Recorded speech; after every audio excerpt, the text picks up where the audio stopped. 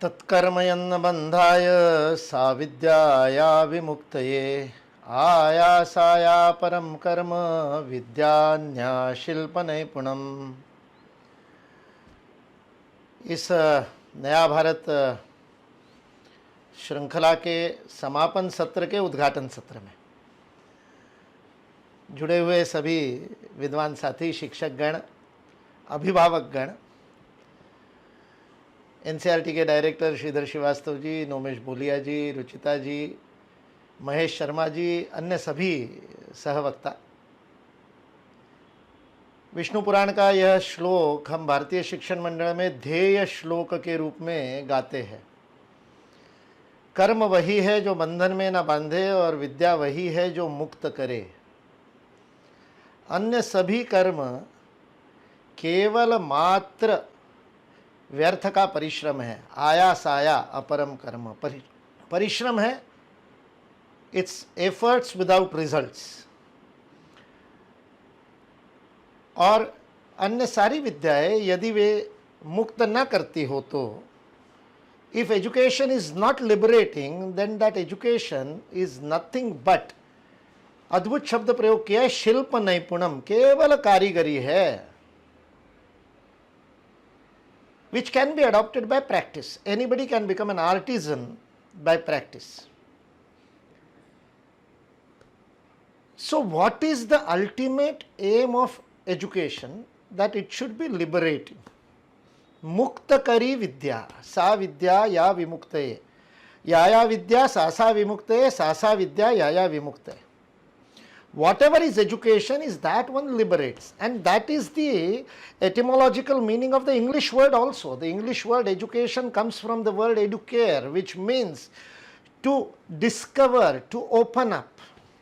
What Swami Vivekananda defined, to manifest the inner perfection which is already within man, that is education. Education is the manifestation of perfection within. Yes, this is the definition Swami Vivekananda gives. अंतर्निहित पूर्णता की अभिव्यक्ति करनी है. Now this changes the whole thing, and that is what the national education policy aims at, changing the paradigm, changing the attitude, changing the aim and objective behind education, and school education is the most important thing in that. शालेय शिक्षा के पीछे का दृष्टिकोण बदलना चाहिए, दृष्टि बदलनी चाहिए। केवल मात्र पाठ्य वस्तु बदलने से नहीं चलेगा। Content need to change according to the aim of education, but only change in content will not help. The pedagogy is more important, methodology is more important. शिक्षण विधि अधिक महत्वपूर्ण है. और राष्ट्रीय शिक्षा नीति, the noble and the lofty goals that राष्ट्रीय शिक्षा नीति, the national education policy keeps before itself, उन उदात्त ध्येयों को यदि प्राप्त करना है तो वो इस बात पर निर्भर करता है कि हम कितने बदलने को तैयार हैं, हमारे विद्यालय कितने बदलने को तैयार है, हमारे पॉलिसी मेकर्स कितने बदलने को तैयार है, हमारे टीचर्स कितने बदलने को तैयार है. इसलिए यह दृष्टिकोण बहुत महत्वपूर्ण है. The way we look at education has to change. ये राष्ट्रीय शिक्षा नीति चाहती है. इसलिए 5+3+3+4, ये जो 4 स्तर, अभी अधिगम फलित की बात की श्रीधर जी ने, लर्निंग आउटकम समझ में आए इसलिए अंग्रेजी में बता देता हूं. Learning outcome, Upanishads call it अधिगम फलित. व्हाट शुड बी द फलित, what should be the result of your process of education, अधिगम.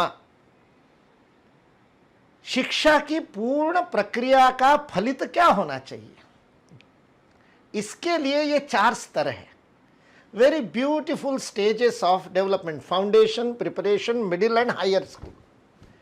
4 स्तर बता दिए. पहले 5 वर्ष 3 साल की आयु से लेकर प्रारंभ करके भगवान बुद्ध जातक कथाओं में बताया गई शिक्षा नीति में उसको अधिशील शिक्षा कहते हैं, where you have to develop your faculties. आपके दशेंद्रियों का विकास होना चाहिए, शील का विकास होना चाहिए, your capacity to grasp, to perceive, आजकल बीएड कॉलेज में कॉग्निशन से शुरू कर सकते हैं, कॉग्निशन से शुरू करते फिर एनालिसिस पे आते, क्रिटिकल थिंकिंग पे आते, फिर आगे जाते हैं। But before cognition there has to be perception.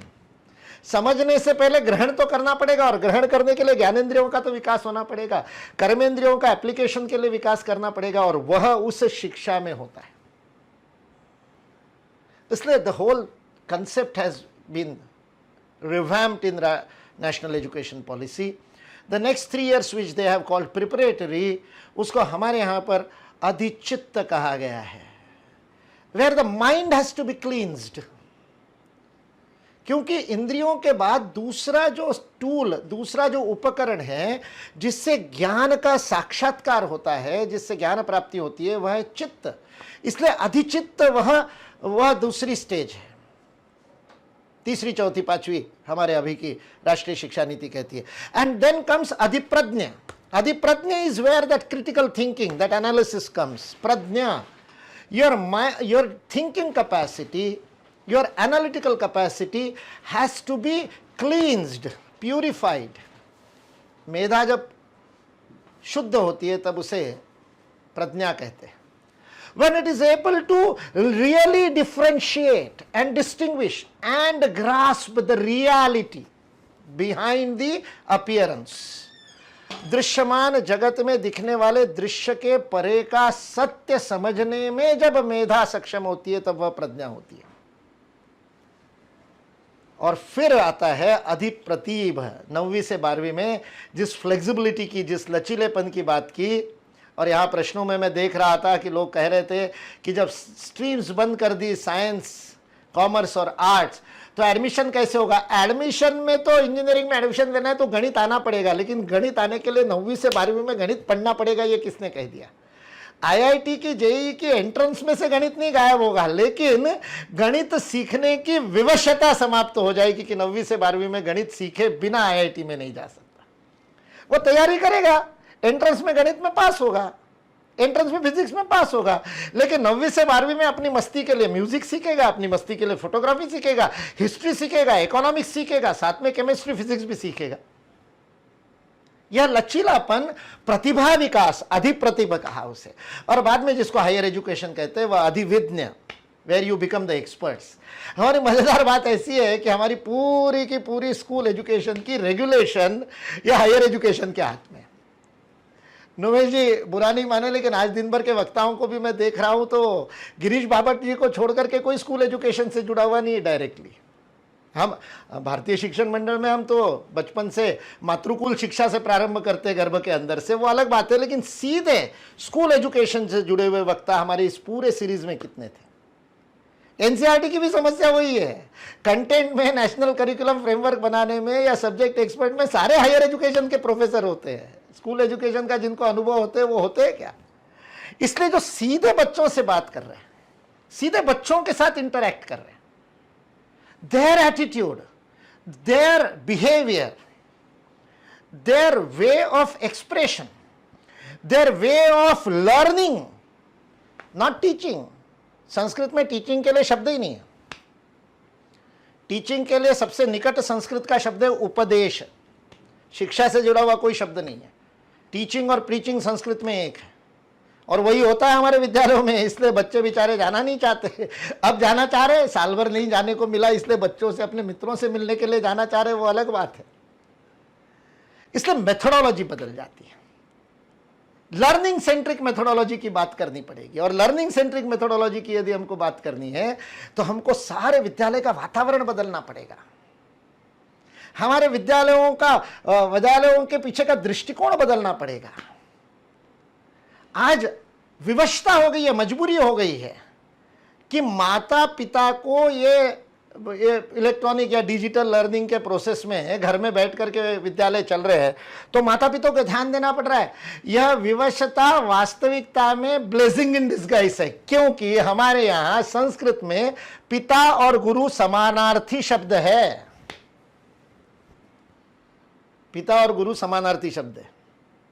इसलिए भारतीय शिक्षण मंडल ने राष्ट्रीय शिक्षा नीति को लागू करने के लिए पूरे देश में 1000 से अधिक वेबिनार लिए। नीति आयोग के साथ मिलकर के हमने वो प्रकल्प चलाया, जिसमें स्कूल शिक्षा के अलग से वेबिनार हुए और इसके लिए हायर एजुकेशन के अलग वेबिनार हुए।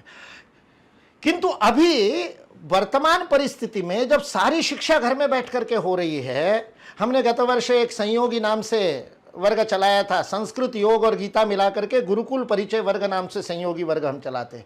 हमने वो संयोगी वर्ग पहले रेसिडेंशियल लिया काशी में 2019 के दिसंबर में, बाद में वो रेसिडेंशियल करने की स्थिति नहीं रही तो हमने गृह संयोगी लिया। हमने उसमें माता को और पिता को जोड़ा। हमने कहा हम आपको बताएंगे और आप बच्चे से करवाओगे। गीता का जो श्लोक आपको याद करना है, पहले आपको याद करना है, फिर आप बच्चे को याद कराओगे। जो सूर्य नमस्कार बच्चे को सिखाना है आप करोगे, फिर आप बच्चों से। वो गृह संयोगी इतना सफल रहा कि उसको बाद में हमको सतत संयोगी में बदलना पड़ा।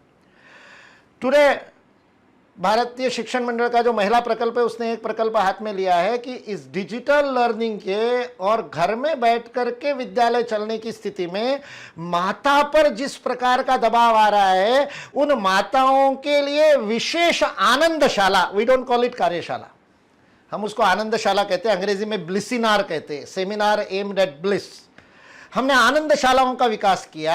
हमने एक नई आनंदशाला बनाई। इस डिजिटल एरा में घर में जब बालक इंटरनेट पर पढ़ रहा है तब माता का रोल क्या है, माता की भूमिका क्या है, माता कैसे वास्तविक अर्थ में गुरु बन सकती है। इसलिए पैडागॉजी बदलेगी। 21st सेंचुरी, 22nd सेंचुरी सब बदलता जाएगा। Eternal values in the changing society, यह हमारा मंत्र होना चाहिए। सनातन मूल्यों को इस युगानुकूल परिस्थिति में कैसे लागू करना, यह भारतीय शिक्षण मंडल का काम है। उसके लिए हमारा गुरुकुल प्रकल्प शैक्षिक प्रकोष्ठ काम करते हैं। आपको बहुत बहुत बधाई। इस नया भारत उन्नत भारत अभियान का जो ये अंग है शालेय शिक्षा के लिए, आपको बहुत बहुत बधाई। इस देश में बहुत अच्छे क्रिएटिव, ऊर्जावान, मेरे व्यक्तिगत रूप से मेरे साथ 12,500-14 हजार से अधिक ऐसे क्रिएटिव विद्यालय के शिक्षक जुड़े हुए जो नया प्रयोग कर रहे हैं। दिल्ली के अंदर बैठे हुए, उज्जैन में बैठे हुए, नागपुर में बैठे हुए, सोलापुर में बैठे हुए। एक म्यूनसिपालिटी के स्कूल का एक शिक्षक नागपुर के एकात्मता नगर स्कूल में, एक अकेला शिक्षक पूरे विद्यालय का वातावरण कैसे बदलता है, उसके अनेक उदाहरण हैं। मैं नोमेश जी को कहूँगा ऐसे लोगों को लाइए सामने और उनके प्रयोगों से सब लोग सीखें। क्योंकि फिलीपींस वालों को आपने सुना, फिलीपींस वालों को आपने बुला, आज वो फिनलैंड वालों को, सॉरी, फिनलैंड वाले आज पूरा का पूरा गुरुकुल लागू कर रहे हैं अपनी शिक्षा व्यवस्था में। जब वहाँ के खबरें आती है तो मैं फेसबुक पे डालता हूँ, फिनलैंड में गुरुकुल आ गया, भारत में कब आएगा।